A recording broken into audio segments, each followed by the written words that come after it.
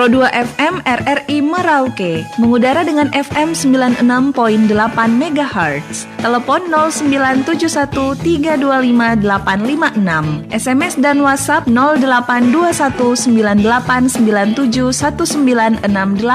Facebook, Instagram, dan Twitter RRI Pro 2 Merauke. Mobile application RRI Playgo. Suara aktivitas Pro 2 RRI.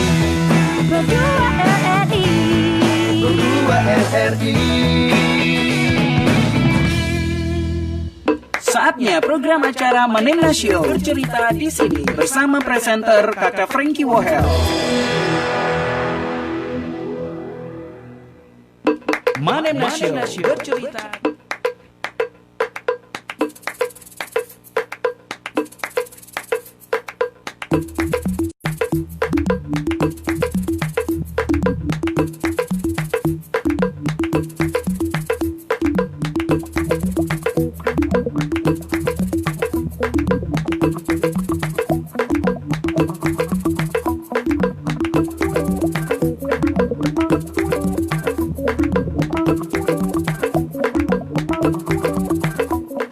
Oke, selamat pagi sahabat Manemna, di mana saja berada. Senang sekali kita jumpa lagi di program Manemna Show bercerita di sini. Saya Kakak Frankie Wohel ya, masih setia menjadi presenter untuk acara talk show radio kita Manemna Show. Dan kira-kira kali ini kita bakal bercerita bersama siapa nih sahabat Manemna?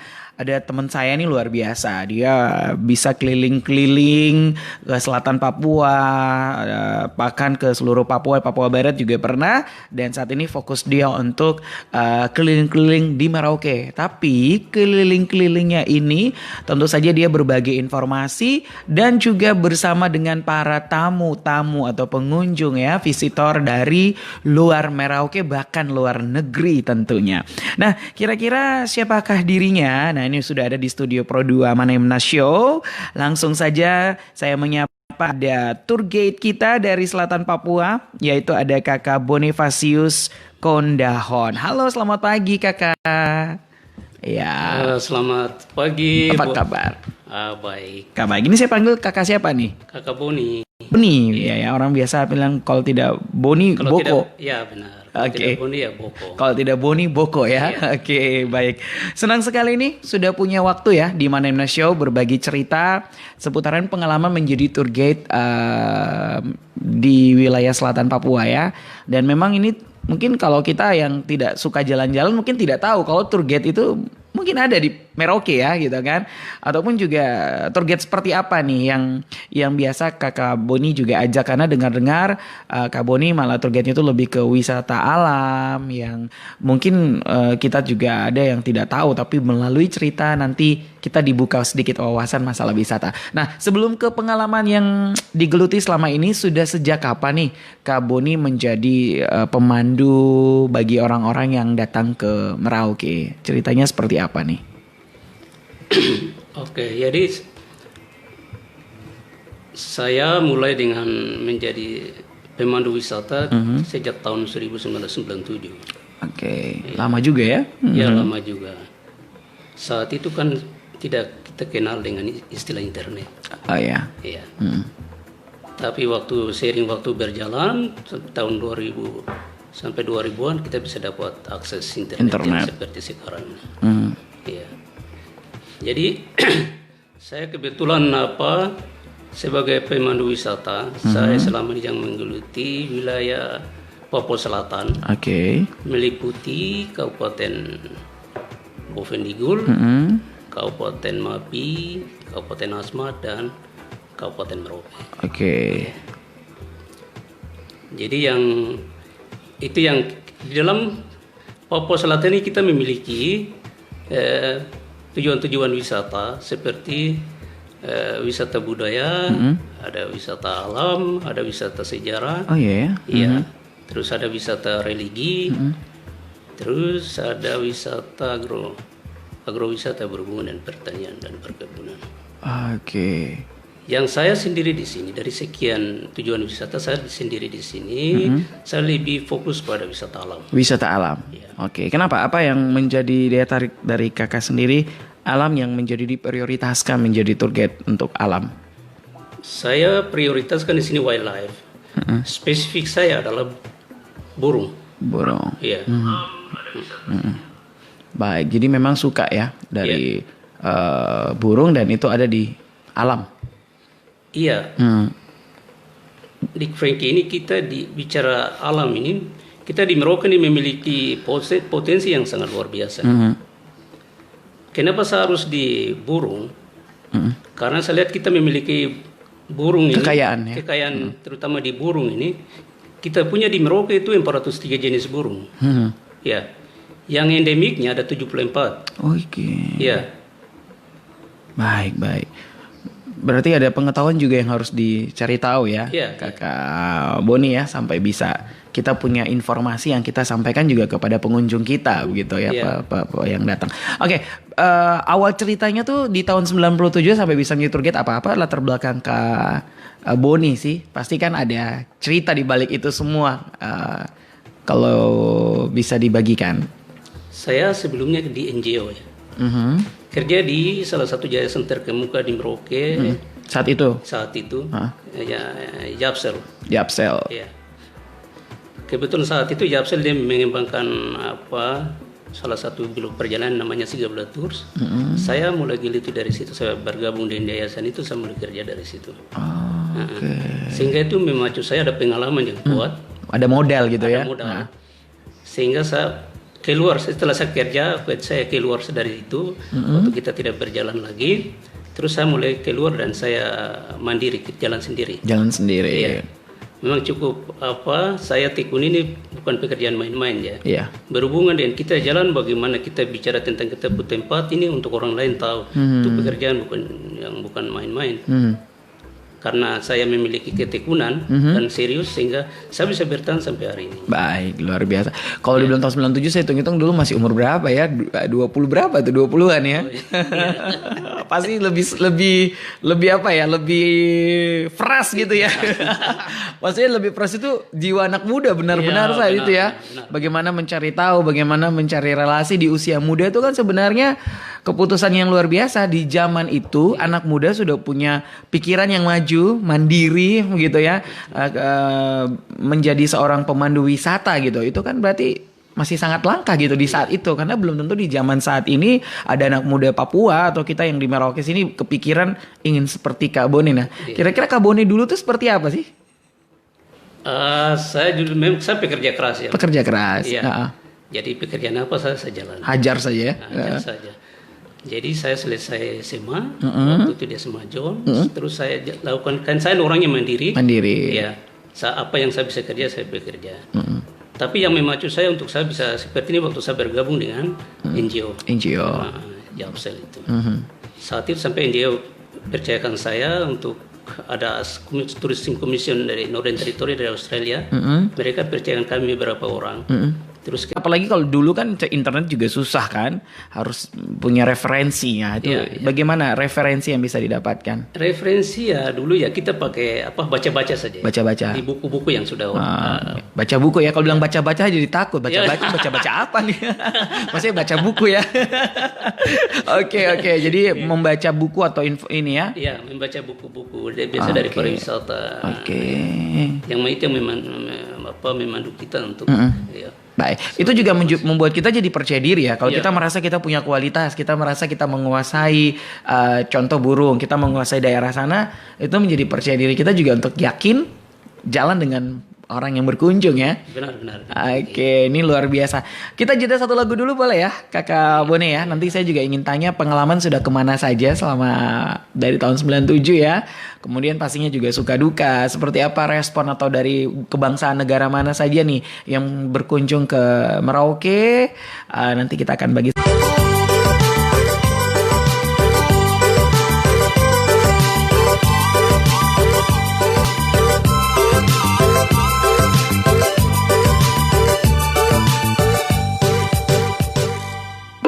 Manem Nasional bercerita.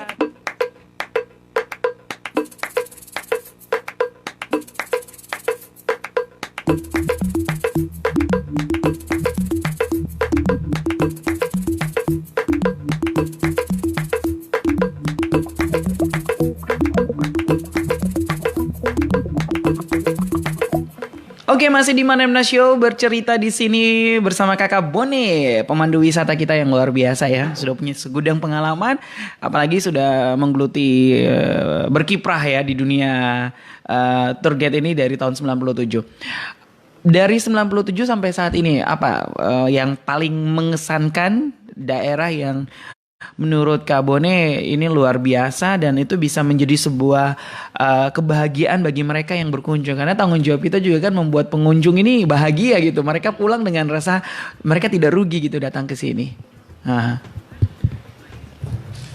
Ya, daerah yang kesan yang bagus dan tamu-tamu yang saya selalu dari luar. Ya, saya dapat membuktikan bahwa bisa dapat lihat apa yang mereka inginkan di sini, seperti nonton burung tadi. Jadi di Taman Nasional atau di daerah Wayau. Jadi dan itu berdasarkan hasil survei saya, dan itu saya dapat memastikan mereka datang dan betul ekspektasinya dapat gitu. Dan kesannya di Merauke ya termasuk luar biasa. Dari sisi alamnya. Karena Merauke ini... Alamnya seperti apa? Alam Merauke ini tidak bisa ditemukan di seluruh dunia ya, kalau saya boleh bilang. Bisa temukan mungkin di Australia saya dulu. Ya, di belahan dunia lain tidak. Kita ini memiliki kesamaan dengan di daerah Australia. Utara Australia? Utara ya, daerah Northern Territory Australia. Memiliki kesamaan binatang. Alam juga pohon ya? Iya. Seperti itu. Baik. Sehingga tamu datang, segala sesuatu yang kita rekomendasikan, mereka datang lihat, sehingga mereka dapat memuaskan mereka. Baik. Ada tidak orang Australia yang ke sini?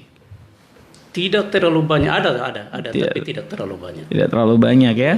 Oke, baik. Tapi setidaknya kan mungkin ada orang Australia ke sini, mereka bilang, wow, hampir sama mungkin. Iya, ada. Dataran selatan Papua atau Merauke ini sama dengan daerah mereka ya? Iya, ada. Ada ya? Paling banyak dari kebang negara mana nih, Kakak Bone? Seputar Eropa, yaitu Belgia, Belanda, Prancis, karena Prancis lebih banyak dari yang lain-lain. Amerika, dan Jepang. Iya ya. Itu mereka tahu dari mana? Selain mungkin ada dari travel tadi yang kasih tahu, ada brosur dan sebagainya, tapi sebenarnya mereka tahu dari mana? Apa memang kayak zaman sekarang kan dari internet, atau apa yang membuat mereka tuh sampai mau buang-buang duit lah gitu, kasarnya mengeluarkan duit ke sini gitu, tidak ke negara-negara yang maju lainnya? Jadi betul, itu pertanyaan bagus begini. Jadi basicnya saya ini saya ini bekerja sebagai volunteer ya. Volunteer di sini saya kontak person dari Lonely Planet, salah satu situs terbesar dunia yang menulis tentang perjalanan-perjalanan objek wisata dunia, termasuk kita di Indonesia dan di Papua, di Merauke. Jadi saya ini dipercayakan oleh Lonely Planet untuk memberikan informasi-informasi tentang objek wisata yang ada di sini. Jadi itu setiap 4 tahun buat laporan itu. Sehingga itu membuat saya awalnya jalan dari situ. Jadi dulu sebelum ada internet, mereka bukan itu dari Lonely Planet, situs ini yang buat memperkenalkan tentang Merauke, tentang saya Boni. Betul ya. Sampai dengan sekarang lebih luar biasa internet, mereka akses ke mana-mana di seluruh dunia tahu. Buka misalnya contoh, buka di Taman Nasional Wasur, ketemu pemandu siapa di Merauke, di Papua Selatan, pasti ketemu nama saya, Boni Kondawa. Belum ada yang lain kah? Belum. Wah, berarti saya beruntung sekali ya, masih bisa ketemu, saya undang gitu kan, kita ngobrol-ngobrol, bahwa masih menjadi satu-satunya pemandu ya. Ini kayaknya harus ada regenerasi sepertinya ya kakak ya. Oke, ya. Kemudian tadi kan dibilang dari Eropa ya yang paling banyak ya. Bagaimana orang-orang Eropa dorang bisa datang ke sini dan sebagainya. Pernah tidak mendengar dari langsung dari mereka bahwa wow ternyata seperti ini, dan itu kemana saat itu? Pendapat dan tanggapan mereka gitu, penilaian mereka. Itu berdasarkan informasi ya. Informasi yang tadi saya bilang itu, Lonely Planet kan dia bikin buku.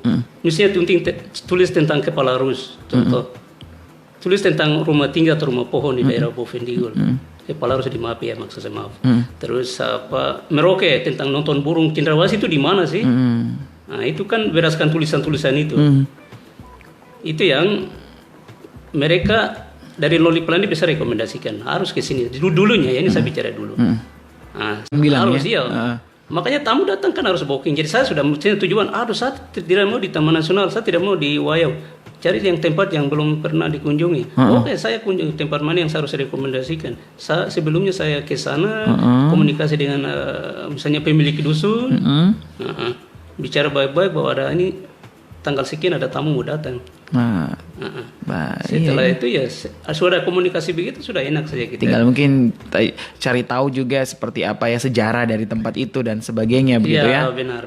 Baik. Butuh bahasa daerah lagi tidak? Karena kan bahasa lokal juga perlu kan. Kayak kakak Bone kan Muyu ya. Mendobo ya. Nah, bagaimana untuk mungkin ke daerah-daerah yang kok mungkin harus menggunakan bahasa Mapi atau bahasa yang lain begitu? Jadi memang ada bahasa jadi persoalan juga, tapi untuk sebaiknya kita mau coba untuk memperkenalkan bahasa kita ke orang lain itu sebenarnya penting ya. Jadi paling ke sana halo atau mungkin makan minum, itu paling tidak dasar-dasar itu harus tahu ya. Betul. Saya sendiri belum begitu menguasai bahasa-bahasa daerah ya. Tapi ini bahasa Indonesia menjadi modal yang bisa ditangkap juga ya oleh setiap daerah yang mau kita kunjungi ya. Betul. Daerah paling ekstrim itu di mana? Pernah tidak? Aduh, daerah ekstrim itu di luar dari Merauke ya. Oh, di luar Merauke pernah. Di mana? Di daerah Korowai Batu. Oke. Ya, tapi masih selatan Papua kan? Iya. Itu ekstrim banget ya. Oh, ekstrim. Contohnya nih, waduh, tahun berapa itu? Itu 2015. 2015, baru-baru lah. Iya. Itu ke sana yang saya rasa ekstrimnya itu kita naik rumah tinggi itu. Itu pakai tangga-tangga kan dibuat begitu, bukan yang seperti tanam kayu terus silang palang-palang itu. Tapi ini kan ada kayu besar panjang begitu, mereka bikin tanda-tanda begitu naik. Jadi kita ikut itu naik. Waduh. Tinggi berapa meter tuh rumah Korowai? 5 meter. 5 meter? Iya. Biar cuma 5 meter tapi lumayan juga kalau tak salah injak ya. Iya, betul. Iya ya, itu ekstrim juga ya. Menurut saya itu ekstrim. Oke, tapi bagaimana untuk meyakinkan dan menenangkan orang juga kan? Artinya pengunjung yang datang kan tanggung jawab kita juga sebagai tour guide. Kita lindungi mereka itu seperti apa? Betul. Jadi kita berikan informasi ya. Hati-hati kalau begini nanti tersalah injak nanti jatuh itu kasih perhatian mereka. Baik. Dan pada umumnya orang adventure ini, orang pengunjung ini mereka lebih suka yang coba-coba yang aneh-aneh itu. Jadi mereka ya enjoy saja. Enjoy. Iya. Bahwa hal yang mereka belum pernah lakukan dan itu luar biasa bagi mereka. Jadi mereka tetap lakukan. Yang penting kita kasih mereka safe ya, keamanan saja. Keamanan. Caranya bagaimana? Kembali ke mereka lagi ya. Iya. Baik. Terus yang ekstrim kedua, itu tahun 2015 juga yang selancar itu. Saya sudah bilang tidak boleh saya ikut, tapi mereka bilang saya ikut. Itu yang saya rasa tuh ekstrim di sini. Ekstrim juga ya. Artinya kita cuma bisa memandu, tapi tidak semua ini kita berani ya. Iya. Dan di situ terpaksa. Terpaksa harus ikut. Iya. Baik. Saya ikut mereka mulai awal pengenalan kepala arus datang sampai dengan jadinya kepala arus itu sampai mereka main selancar. Baik. Tapi berarti setiap kali memandu ke daerah-daerah perkampungan lah bisa kita katakan seperti gitu, memang kita harus tanamkan sebagai seorang tour guide, kita harus punya menanamkan kedekatan emosional juga sama kepala kampung yang ada atau ketua adat di situ ya, sehingga bisa diterima kitanya diterima, tapi lebih terutama lagi wisata ini, orang yang berwisata ini juga lebih diterima lagi kan. Tapi respon dari setiap daerah yang dikunjungi selalu support, mendukung. Rata-rata ya kalau lihat. Oh, rata-rata berarti ada yang tidak. Tidak rata-rata, orang putih lihat orang hitam lihat putih itu hello saja. Pasti orang luar biasa nih ya. Oke. Ya, pasti hello saja. Tamu spesial ya. Ya, tamu spesial dipandang seperti itu. Baik, dan syukur itu menandakan kalau kita orang di selatan Papua terbuka hati untuk siapa saja ya. Benar. Betul tidak? Apalagi orang luar itu kayaknya sesuatu yang spesial bukan karena ada maunya, tapi kita punya rasa bahagia. Iya, ada kunjungan dan kita harus memberikan yang terbaik gitu ya. Oke. Daerah mana sih Kak Bone yang paling banyak dari dulu sampai sekarang nih yang wisatawan pengen datang? Itu di Merauke ya, di Merauke di Taman Nasional. Memang paling banyak ya. Paling banyak Taman Nasional yang di sini tentang nonton burung aja. Nonton burung. Peminat burung itu sangat banyak. Kalau Taman Nasional di mana sih? Titik yang nonton burung itu, kita juga pengen nonton burung. Benar sekali, pertanyaan itu benar sekali. Iya, di mana tuh nonton burung itu? Wasur kan luas. Iya, Wasur itu 413.810 Ah, hektar. ini udah jadi tour guide ceritanya lagi jelaskan ya. Oke. Terus. Jadi daerah yang sekitar besar itu cuma beberapa daerah atau beberapa zona yang jadikan zona wisata. Sementara yang sebagian besar itu belum. Iya. Jadi selatannya kan dibatasi oleh Laut Arafura. Gitu. Kalau timur perbatasan dengan Taman Nasional Tonda di Papua Nugini. Tonda ya. Terus utara kan dibatasi oleh Kabupaten tidak, belum kabupaten, utara. ini Kalimaro. Kalimaro Mekondo tuh. Maaf, salah, di Kaliwango. Baik. Kalau baratnya kan Kota Merauke. Baratnya Kota Merauke. Iya. Di daerah itu memiliki potensi yang sangat luar biasa di dalam. Oke. Cuma yang jadikan zona-zona inti itu ada. Oke. Yang selama ini yang saya jalani dan saya promosi. Seperti di Rawadogamit. Terus Rawadogamit kalau misalnya Rawadogamit ini di mana? Itu dekat arah ke selatan ya, dekat Pantai Dalir. Pantai Dalir ya. Oke. Masuk ke dalam lagi. Waduh. Saya dapat pengetahuan juga ya sama yang lagi mendengarkan atau nonton ya. Oke, baik. Iya. Baik. Terus kalau mau nonton burung. Burung ini khusus burung ini. Ini yang tadi di Rawadogamit itu berhubungan dengan burung migran. Migran dengan endemik. Sedangkan orang mau nonton cendrawasih, kita rekomendasikan mereka ke daerah Sota, dusunnya Pak Martin Diken. Itu masih ada? Masih ada di daerah dusun itu di Wan. Oke. Maaf Dik Franky, saya ini butuh informasi.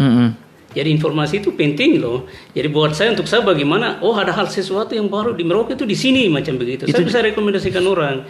Makanya kalau keterlibatan saya itu sangat luar biasa buat saya. Berarti Kak Boni juga masih saat sejauh ini sudah, menurut saya sih sudah profesional ya dari tahun 97 sampai sekarang. Tapi masih terus mengasah diri dan mencari informasi ya tentang alam, keadaan terbaru begitu ya. Selalu update. Iya. Oke, saya salut tuh sama Kak Boni udah mau umur 50, tapi Kak Boni sendiri kalau